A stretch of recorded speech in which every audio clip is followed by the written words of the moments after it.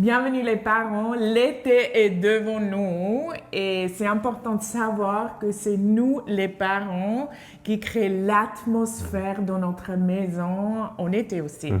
Et si on attend d'avoir un été lourd, ça va être ça qu'on va recoter. Ouais. Et si on prend la décision de voir toutes les disputes, les négativités, les constantes demandes comme une opportunité de s'aimer dans le cœur de nos enfants, c'est vraiment un temps incroyable. Et c'est vrai qu'en regardant autour de nous, et même nous-mêmes, on voit souvent l'été comme quelque chose qui va être très difficile, qui va être lourd. Non. Et on en discute entre nous. En fait, on s'abaisse les uns les autres, entre les collègues, entre nos amis. Et puis on se dit, mais comment on va survivre au lieu de voir une opportunité? Et puis ce qui a changé, on en a déjà parlé, c'est que tu as parlé il y a quelques années, c'est comment créer des mémoires pendant des moments comme ça. C'est donc une opportunité. Ils ne sont pas à l'école et ils sont avec nous pendant tout cet été. Quelle bénédiction! Ouais. Mais ça, c'est une grâce incroyable parce que maintenant, on a l'influence, mais presque 100% sur nos enfants qu'on n'a pas pendant l'année. l'année. Alors, forcément, il y a des petites... Il y a des choses qui vont ressortir de nos enfants et puis on aura besoin de faire certaines corrections. Et puis c'est vrai que toi, tu le disais, en fait, c'est une opportunité aussi pour voir des choses dans le caractère qu'on doit travailler avec. Mais si ils ressortent, et ça peut être comme une image, c'est comme des petites plantes qui ressortent. Nous, on essaie comme parents de les mettre en bas, de dire non, on voit pas, ça vient pas, ça m'énerve, je veux pas voir ça. Parce que ça nous stresse, mais vraiment penser que c'est une opportunité. Je dis toujours intentionnellement de dire si ça vient, c'est bon, parce que comme ça on peut travailler dessus, mais aussi on a le temps. Et je crois qu'il vient contre ça beaucoup de fois, c'est qu'on a des idéaux, que l'été ça va être juste facile, ça va être... je sais pas, c'est comme sur un bateau, smooth sailing, mais c'est juste comme ça, tranquille. Tranquille, on veut avoir la tranquillité, rien qui pousse parce qu'on n'est pas prêt à ça. Mais vous penserez différemment après ces vidéos et vous rentrez dans l'été avec la force et avec vraiment cette joie aussi, si quelque chose, si vous voyez quelque chose qui, je peux déjà dire, ça va se passer, ça va être comme ça, que vous réjouissez parce que c'est vraiment cette opportunité pour grandir, pour vos enfants d'apprendre, pour vous d'enseigner. Ben oui, c'est un bon moment pour travailler sur une atmosphère de paix, sur les responsabilités. Sur les connexions aussi, cœur à cœur, sur différents aspects, peut-être de jouer tout seul, pour la créativité, pour enseigner aussi la Bible, enseigner les enfants tous les jours. Parce certaines tâches aussi, des tâches spéciales qu'on ne peut pas faire normalement. Ou peut-être des fois, je dis aussi, quand les enfants ils ont des difficultés à l'école, de mettre ça dedans aussi, qu'ils peuvent commencer à lire ou à faire des maths, mais pas extrêmes, mais juste peut-être une fois par semaine, parce que des fois, 2 mois ou 3 mois de vacances, c'est quand même long pour l'enfant qui fait rien. Et puis, une chose que je me rappelle qu'on faisait qui était extraordinaire, je revenais du travail et tout d'un coup, leur chambre était complètement remodelée. C'était un bon moment aussi pour s'occuper de la chambre. Est-ce qu'on veut bouger le lit, bouger le bureau? Et ça, c'est des petites choses qui faisaient, ça prend du temps, ça leur donne quelque chose à faire, c'est créatif et puis c'est beaucoup de plaisir en fin de compte.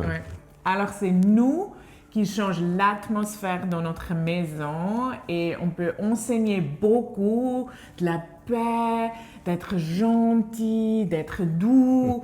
Mais s'ils ne nous voient pas comme ça, ils ne vont pas apprendre ça. Alors, comment on entre dans l'été, ça va faire toute la différence.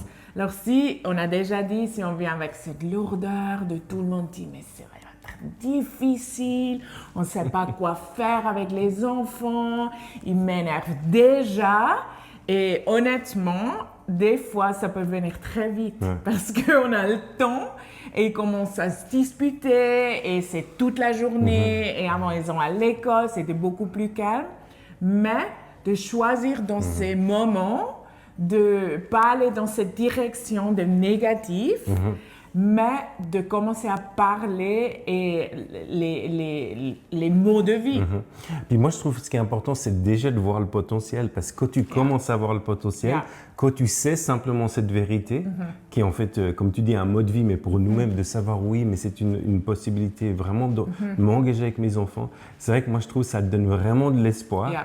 Et puis, c'est jour après jour, on se rend compte, on se lève le matin, on fait le point, on dit oui, ça c'est une journée où les choses peuvent changer. Et aussi prier, parce que c'est vraiment le moment de commencer la journée, si vous ne faites pas déjà, en prière, parce que peut-être vous traversez une saison quand même difficile avec vos enfants et vous n'avez pas cette force pour tous les jours. Alors, on demande au Saint-Esprit de nous remplir avec le fruit d'esprit déjà tôt le matin. Comme ça, on est déjà rempli. On commence dans la journée avec pas juste la positivité, mais avec le Saint-Esprit, avec sa force, avec sa joie, parce que ça change tout. Et nos enfants, ils vont vraiment voir ça et ils vont, c'est comme... C'est contagieux. Oui, c'est contagieux, c'est ça.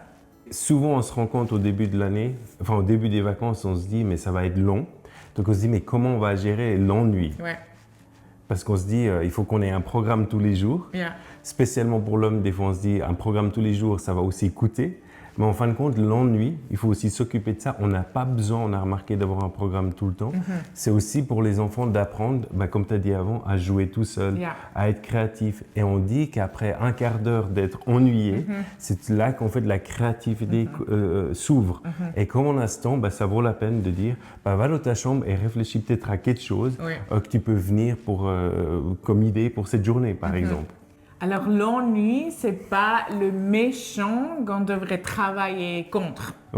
Parce que c'est ça quand même. Si on est honnête, on est là, non, je ne peux plus, je ne peux pas entendre que je m'ennuie et ça nous enlève toute notre énergie tout de suite. Mais encore une fois, si on change notre perspective, comme Hugues l'a dit, c'est vraiment une opportunité pour eux d'être créatifs. Et spécialement en été, parce qu'ils ont plus de temps. Ils ont plus de temps s'ennuyer, mais aussi plus de temps devenir devenir chrétien aussi, mais devenir créatif. Évidemment, dans un temps où on a plus de temps, qu'on est plus ensemble, on connaît ça des fois. Il y a aussi plus beaucoup ensemble. Il y a plus d'opportunités d'avoir des conflits. Oui, mais on parle des conflits des enfants maintenant. Donc voilà, c'est clair qu'il y a des choses qui vont ressortir. Et puis on peut aussi le voir, c'est sûr que ça va être dans un sens plus lourd que quand ils sont à l'école, mais en même temps, qu'est-ce qu'on veut faire cet été pour qu'en fait nos enfants puissent se rejoindre pendant cette période-là. Et ça, des fois, on sait déjà avant l'été qui sont les défis de nos enfants. Et si vous savez déjà, moi, je me suis préparée quand même à ça. Je suis écrit quand même avant qu'est-ce que je veux travailler dessus, aussi particulièrement dans les conflits entre frères et sœurs, parce que je savais c'est ça qui est un petit peu difficile. Alors j'écris et quand ça venait naturellement. J'ai rien fait et il s'est disputé. J'étais là, ok, super, je savais que c'est un problème, mais maintenant on peut travailler dessus parce qu'on a toute cette journée pour travailler dessus. Et c'est pour ça, je dis aussi souvent, pas toujours avoir un programme, pas toujours être avec vos copines au lac ou dehors chez quelqu'un, parce que sinon, on n'a pas le temps pour ça. On est juste là, non, je ne vais pas voir ça, on va partir dans 5 minutes, ça ne va pas. Si ça ressort, peut-être, si vous êtes courageux, prendre une semaine après, un petit peu calme à la maison, comme ça, vous pouvez travailler dessus. Et vous pouvez travailler dessus pour la maîtrise de soi, d'être gentil entre frères et sœurs, comment parler entre frères et sœurs, ça c'est aussi un grand. Et aussi de forgiveness. Le pardon. Oui, le pardon, la restauration. il y a tellement à apprendre dans les disputes, alors prendre ça comme une opportunité d'enseigner vos enfants. Donc, comme on a dit, les enfants ne doivent pas toujours être divertis, ça c'est OK, on a compris maintenant. On est content. Mais aussi, une chose qui est extraordinaire pendant ce temps, comment contribuer à la famille, à la maison, à faire des travaux spéciaux. Peut-être on peut repeindre une chambre. Oui. Ça, c'est quelque chose qu'ils aiment Faire beaucoup le souvent, jardin, faire le jardin, planter des arbres. Ouais. Alors, il y a plein de choses dans le jardin, en tout cas, que les hommes, on aime bien faire souvent, mais peut-être les femmes aussi. Mais moi, je me rappelle, ça, c'est des choses que j'aimais bien faire, moi aussi, j'avais rarement le temps, mais quelques jours pendant le week-end à faire des choses qui les passionnent d'une certaine façon. Puis après, on voyait aussi ce qui s'est passé, qu'est-ce qu'on a créé.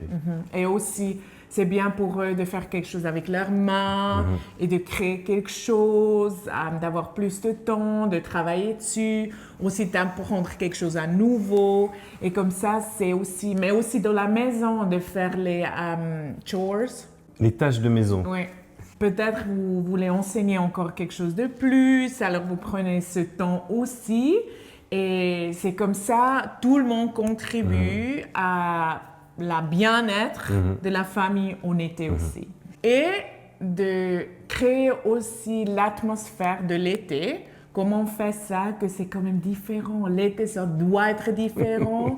Plein de joie, plein de créativité. Flexibilité. Oui, flexibilité. Hugues, il aime beaucoup la flexibilité. C'est vrai qu'on a tendance à faire comme des rites comme ça. Puis c'est vrai que moi j'avais toujours de la difficulté à dire « Ah, mais on doit être plus cool quand même en été. » Et moi, je suis aussi un petit peu comme ça. Et ce qui est très rigolo, beaucoup de gens, ils pensent toujours, moi, Hugues, il est super flexible et moi pas, mais en vérité, c'est quand même, on est les deux pas super flexibles. Mais moi, je crois, avec les années, j'ai appris que ça doit être comme ça, sinon on va pas avoir un été plein de joie. Alors, je dois aussi être créative comme on doit en tant que parent, pour l'été, de peut-être manger par terre une fois, et ça coûte tout rien. Qu'on peut faire un peu plus, on va faire un pique-nique au parc, peut-être un peu plus tard, on va faire on va manger le déjeuner dehors, ou juste les petites qu'on fait différemment, ça va déjà faire beaucoup envie à nos enfants de participer. Mais ça demande quand même la créativité de nous. Et puis c'est vrai que ces moments de créativité, si on se rappelle même nous de notre propre enfance, c'est souvent là qu'on se rappelle « Ah, j'ai dormi dans la paille. Oui. Ah, j'ai été dormi sur le trampoline. Oui. » Donc il y a quand même des choses, on crée des mémoires qui sont quand même très fortes. Et puis c'est pour ça qu'il y a besoin de créativité pour sortir en fait de nos carcans qu'on a pendant l'année. Et aussi la créativité, que ça va être peut-être un peu plus chaotique.